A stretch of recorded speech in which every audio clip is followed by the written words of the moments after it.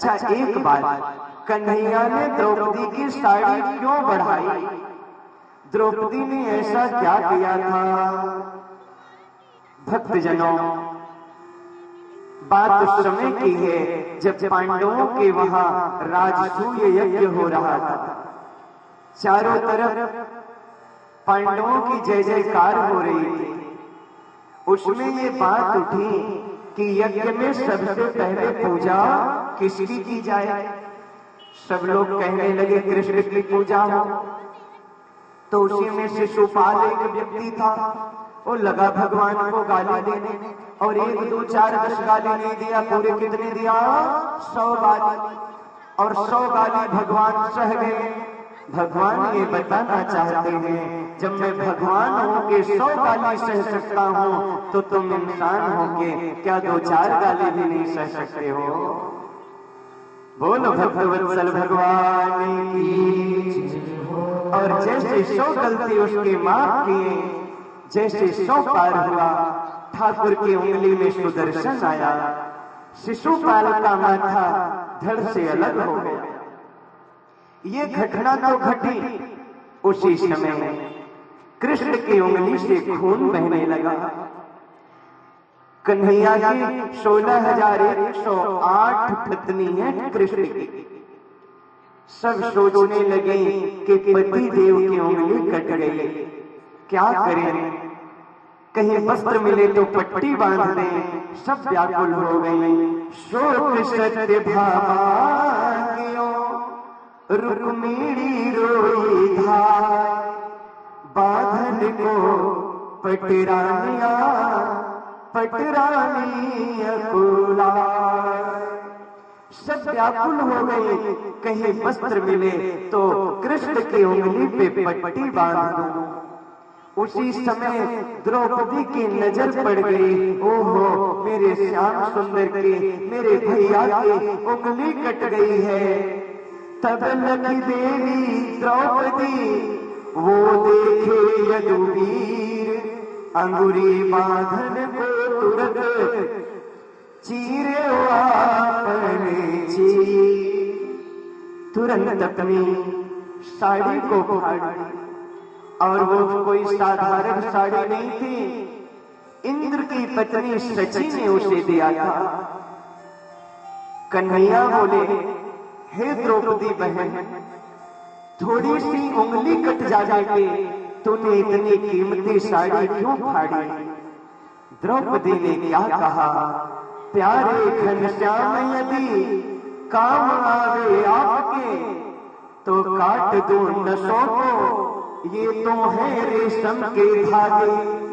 वो धागे हैं अभागे, जो बढ़े नहीं आगे, भाग्य उन्हीं के जागे, जो उंगली पे जाके लागे। कन्हैया बोले, बहन आज तूने इन रेशमी साड़ी के 4 धागों पे अपने भैया कृष्ण को अपना ऋणिया बना लिया। अगर कभी अवसर आएगा ना, तो ये तेरा भाई एक साड़ी के बदले तुझे हजारों साड़ियां देगा। हे श्रोता भगवान, जब वो अवसर आया, पांडव द्यूत क्रीड़ा खेलने गए और युधिष्ठिर सब कुछ हार गए। यहाँ तक कि अपने पत्नी को, द्रौपदी को भी दांव पे लगा बैठे। ध्यान देना, पत्नी कोई दांव पे लगाने वाली वस्तु नहीं है, पत्नी कोई प्रदर्शन की वस्तु नहीं है। वो घर का सम्मान है, वो घर की इज्जत है, वो घर की लक्ष्मी है। यत्र नारी पूज्यन्ते रमन्ते तत्र देवता। परंतु देखो तो सही, आज इन पांडवों को इन्होंने द्रौपदी जैसी भार्या को दांव पे लगा दी, और शकुनी ने छल कपट कर दिया। वो पासा पलट गया, द्रौपदी हार गई। प्रतिज्ञा के अनुसार अब पांडव कुछ नहीं कर सकते थे। दुर्योधन को तो अपने अपमान का बदला लेना था। तो अंधा तेरा बाप अंधा, जो द्रौपदी कही थी। तो आज दुर्योधन अभिमानी है, दुष्ट है, नीच है, आज वो ये बताना चाहता है द्रौपदी को कि मैं अंधा नहीं हूं, और अपने भाई दुशासन से कहा, जा उस स्त्री को खींचता हुआ ले। उस समय द्रौपदी रजस्वला स्थिति में थी, एक वस्त्रा थी।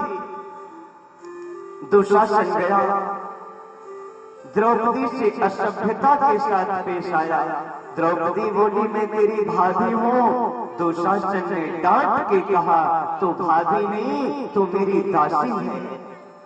आज बाल खींचते हुए द्रौपदी को ले आ रहा है। हे श्रोता भगवान, ये वो द्रौपदी है जो यज्ञ कुंड से प्रकट हुई है। अग्नि कुंड से थी वो जन्मी, सुंदरता के मूरत थी। द्रुपद सुता वो ज्ञान मान में मां बाड़ी की मूरत थी। परंतु आज ऐसा घोर अपमान उस सभा में द्रौपदी का हुआ। द्रौपदी को लगा, जिस सभा के मुखिया बैठे हों, बड़े लोग बैठे हों, श्रेष्ठ लोग बैठे हों, पितामह द्रोण और कृपा जैसे लोग बैठे हों, यहाँ कोई मुझे अपमानित कैसे कर सकता है। परंतु देखो तो सही, महात्माओं को किसी ने कुछ नहीं कहा। धृतराष्ट्र तो अंधा ही है, पुत्र मोह में तो और अंधा हो गया। अति द्रौपदी को विश्वास है क्या कि मेरे 5 पति हैं, जो सिर्फ पति नहीं महारथी हैं। अगर गांडीव पे इंद्र भी आ जाए तो अर्जुन के सामने नहीं टिक सकते। भीम गदा उठा ले तो कोई शक्ति नहीं जो भीम का मुकाबला कर पाए। परंतु आज ये जुआरी बन करके अपनी पत्नी को दांव पे लगा करके बैठे। अब द्रौपदी सोची, किसको पुकारूं, कौन सहारा बनेगा। तब द्रौपदी को याद आया और द्रौपदी प्रसन्न हो गई, रो भी रही है, हंस भी रही है और कहने लगी,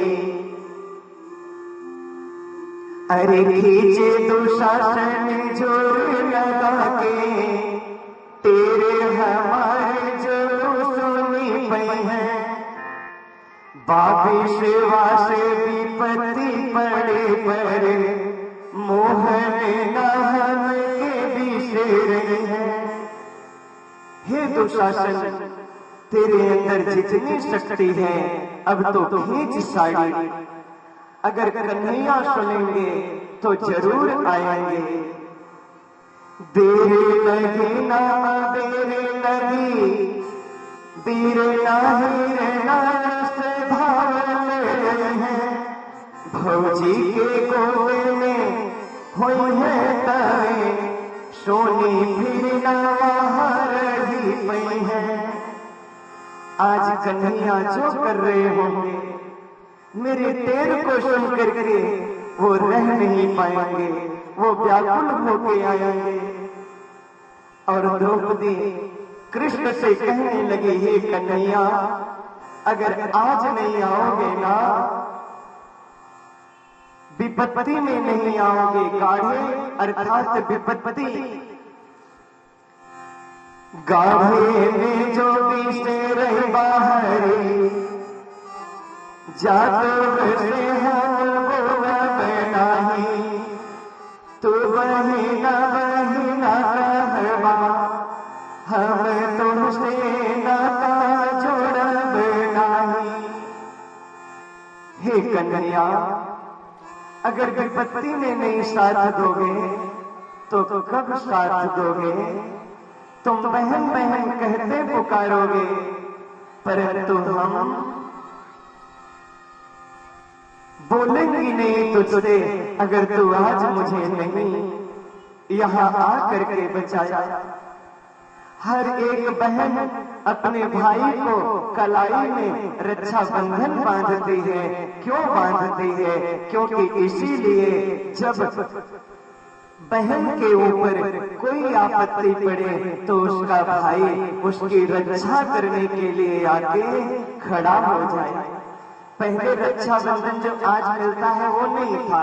पहले समय में बहनें क्या करती थी, श्रावण का जब महीना शुरू होता था तो जरई डाल देती थी। जरई यानी धान का बीज डाल देती थी और श्रावण पूर्णिमा तक वो धान की जरई इतनी बड़ी हो जाती थी।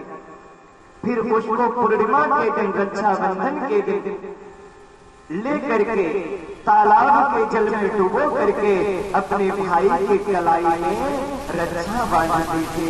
आज द्रौपदी कह रही है, भैया सावन में तो हमें बांधे बदे जरई हमें ताले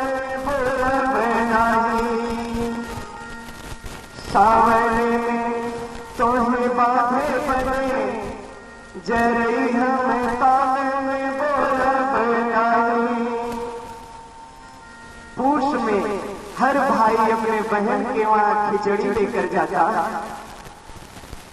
पूछ में जो खिचड़ी लेके भले सड़ी जाई हम खोला बनाई। अगर लाज नहीं बचाओगे तो खिचड़ी लेकर आओगे, वो सड़ जाएगा, लेकिन मैं बोरी गट्ठर को खोलूंगी नहीं। आज जब द्रौपदी ने करुण पुकार के, हे गोविंद अब तुम्हें आना होगा। भक्तजनों, द्रौपदी की करुण पुकार सुने मेरे कन्हैया द्वारिका में बैठे थे। अचानक बहन की रोने की आवाज सुने ठाकुर व्याकुल हो गए। भक्त के आंखों में आंसू बाद में आता है, पहले गोविंद की आंखें नम हो जाती हैं। आज मेरे कन्हैया अपने बहन की लाज बचाने आगे बढ़े। सबसे पहले कन्हैया साड़ी के कट्ठर को भेज दिए। आगे से चीर बढ़े भरे और पीछे दौड़े मुरारी। आज कन्हैया भगे तना उनके ना छुपाने उड़कारी। उड़कारी कहते हैं गरुड़ को। गरुड़ भगवान के वाहन हैं और गरुड़ का वाहन, गरुड़ का वेग मन से भी तेज है। आप यहाँ बैठे हो, थोड़ी देर में मन अमेरिका पहुंच जाएगा, तो मन से भी तेज अगर किसी की गति है तो किसकी, गरुड़ की। परंतु आज मेरे कन्हैया सोचे कहीं गरुड़ लेट ना कर दे, इसलिए पहले साड़ी को फेंक दिए, फिर स्वयं दौड़ के गए और पीछे पीछे आज गरुड़ भी जा रहे हैं। आकाश में ये तीनों लोग दौड़े जा रहे हैं। तीन विमान उड़े न भरे, अब वस्त्र पड़े हैं होड़ लगाई। आई सभा में आकाश से कान्हा, बढ़े लगे हैं चीरे की साई। आज कन्हैया आकाश में द्रौपदी की रक्षा करने के लिए चल रही है। इधर दुशासन साड़ी पे साड़ी खींच रहा है। दुर्योधन कहने लगा, दुशासन साड़ी घटे ना बोला दुर्योधन, साड़ी घटे ना बोला दुर्योधन, खींचे दुशासन जोर लगा दे। ईशो ने द्रौपदी हंसी उठी बोली, तो अब जोर लगा सहजादे। द्रौपदी को लग गया अब मेरे भैया आ गए मेरी लाज को बचाने, अब कोई मेरी लाज को हटा नहीं सकता। बाती दया पे जब आई गई दया, द्रौपदी कहते हैं बाती पे बाती दया पे आए, हमके भी आपने बातें बता दे। चीरे घटे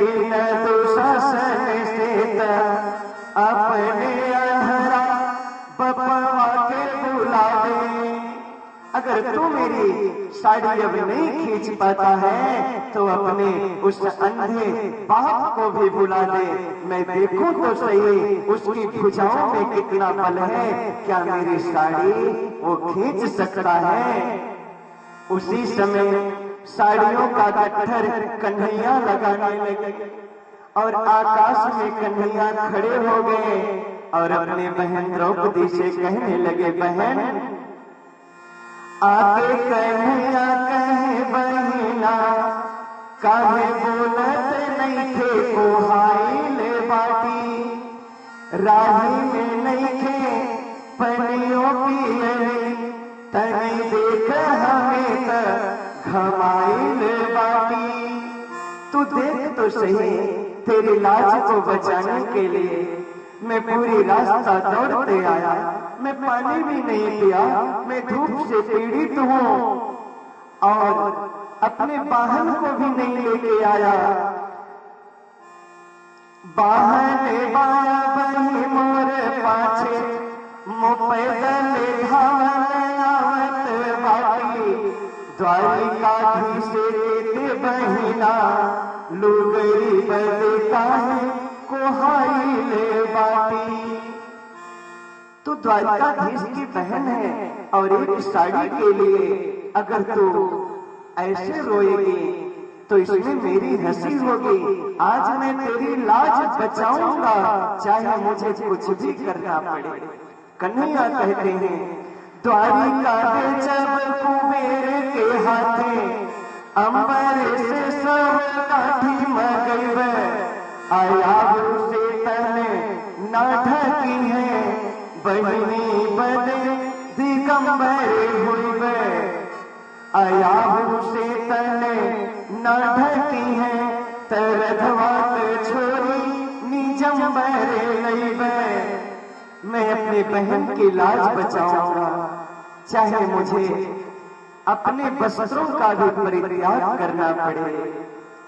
कन्हैया जाके द्रौपदी के बहते हुए आंसू को पोंछे और कहने लगे, बहन तो किससे डरती है, कौन इतना बलवान है जो तेरी लाज को हटा देगा। खींचे दे साड़ी में देखत बाटी, यहाँ से बड़ा बलवान बड़ा, तो खींचने दे साड़ी मैं देख रहा हूँ यहाँ से कौन ऐसा बलवान है जो मेरे बहन की लाज को हटा देगा। ई बहिना के गोहर पे भाई बीचे सभा में खड़ा। हे बहन, मैं साड़ी क्यों बढ़ाने आया, क्योंकि थारी के तो बहनी सरिया अब ही अंगुली में निशान परावा। खूब पे भागव शुद्ध पे भागव माजे तुम्हारे मोरे तुम्हारे परागे परावा। हे बहन, आज तेरे रेशमी साड़ी के 4 धागों पर मैं तेरी साड़ी बढ़ाऊंगा, तेरी कोई लाज हटा नहीं सकता। आज सूरदास की लेखनी भी विवश हो गई लिखने के लिए। कहा करे बैरी प्रबल जो सहाय यदुवीर, 10,000 गज जल घट्यो घटो न 10 गज चीर। जिसके ऊपर प्रभु की कृपा हो जाएगी भक्तजनों, फिर उसकी लाज को कोई हटा नहीं सकता। पूरी दुनिया एक तरफ हो जाए और कृष्ण की कृपा एक तरफ हो जाए, परंतु कोई अपमान नहीं कर सकता, कोई अपमान नहीं कर सकता।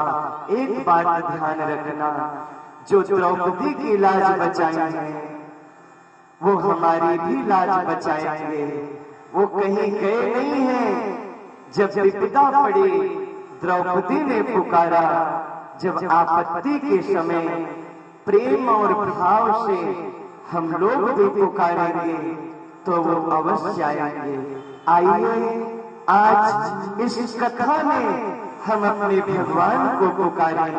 हे मेरे नाथ, कहीं लोगों की नजर न लग जाए हमारे ऊपर, आइए आज उनको हम बुलाते हैं बड़े भाव से। मेरा और सहारा कोई ना, मेरा और सहारा कोई ना, मेरी लाज बचाने आ जाओ, मेरी खिड़की बनाने आ जाओ, मेरी लाज बचाने आ जाओ, मेरी खिड़की बनाने आ जाओ। हमें चोरी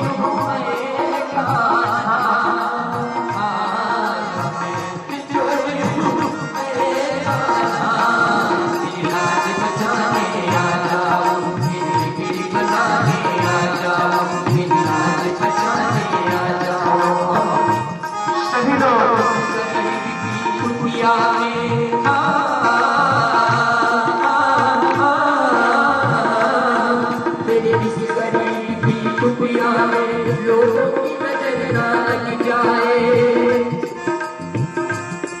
मेरे किसी गरीब की दुनिया में लोगों की नजर ना लग जाए। विश्वास के रंगों पर गाना कहीं पानी ना मिट जाए।